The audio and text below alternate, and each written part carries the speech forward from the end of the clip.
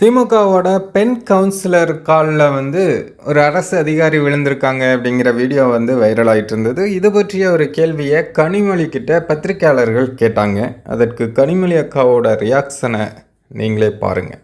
இப்படி எந்த கேள்வி கேட்டாலும் பதில் சொல்லாமல் டக்குன்னு கிளம்பி காரில் ஏறி போயிட்டாங்கன்னா அப்புறம் எதற்காக அரசியல் பண்ணுறாங்க அப்படின்னு நிறைய பேர் சோசியல் மீடியாக்களில் கேள்வி எழுப்புறாங்க.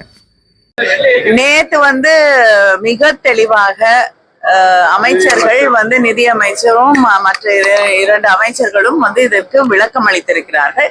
அதுவே போதுமான விளக்கம். இதுவரைக்கும் கொடுக்கப்பட்டிருக்கக்கூடிய வாக்குறுதிகள்ல 75% மேல 80% வரை நிறைவேற்றப்பட்டிருக்கிறது. சிலதுதான் பரிசீலனையில இருக்கிறது என்பதை தெரிவித்திருக்கிறார்கள். அதிகாரி